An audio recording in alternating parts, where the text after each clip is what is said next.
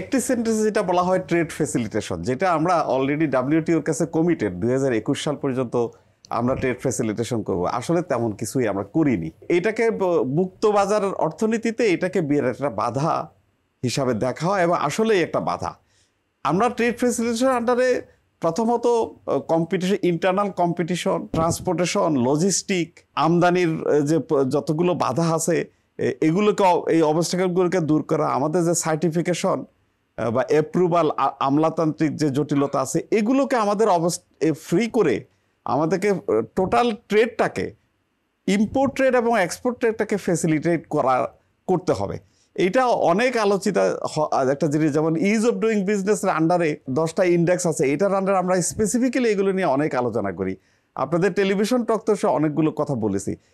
এগুলোকে ইমপ্লিমেন্ট করতে হবে। এই ইমপ্লিমেন্ট করলে যে অটোমেটিক্যালি তারা দেখবে যে তারা এখানে এসে এখান থেকে সহজে আমদানি করতে পারে, ওরা সহজে রপ্তানি করতে পারে, ওরা সহজে এখানে ইনভেস্ট করতে পারে।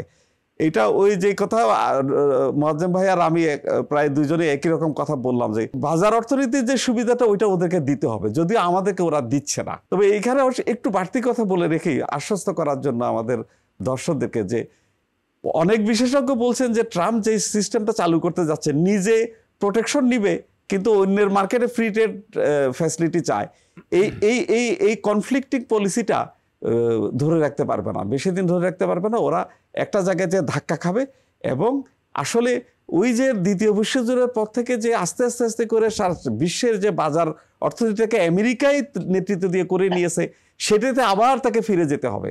কিন্তু মাঝখান দিয়ে হয়তো আমাদেরকে কয়েকটি বছর আমাদেরকে সাফার করতে হবে এবং এইটা আমরা সাস্টেন করতে পারবো কিনা, আমাদের রপ্তানি সাস্টেন করবে কিনা, আমাদের অর্থনীতিতে কি ইম্প্যাক্ট করে, সেটাই আমাদের এখন বড় দুশ্চিন্তার বিষয়। তবে আমাদেরকে আবার বলছি, ট্রেড ফ্যাসিলিটেশনটাকে একেবারে ইজ অফ ডুইং বিজনেসের যে ইন্ডেক্সগুলো আছে সেগুলোকে ধরে ধরে ধরে ধরে যদি আমরা, অনেকগুলো আছে যে 10 মিনিট লাগবে সরকারের একটা এসআরও করে একটা জিনিস চেঞ্জ করে ফেলা যায়, এগুলোকে দ্রুত অন্তত 20-25টা এসআরও করে সেগুলোকে ফাইল ভর্তি করে যদি ওয়াশিংটনে নিয়ে যায়, দেখো এই গত 15-20 দিন আমরা এই কাজগুলো করেছে, বাকিগুলোও করব, আমাদেরকে তোমরা ফ্যাসিলিটিটা দাও।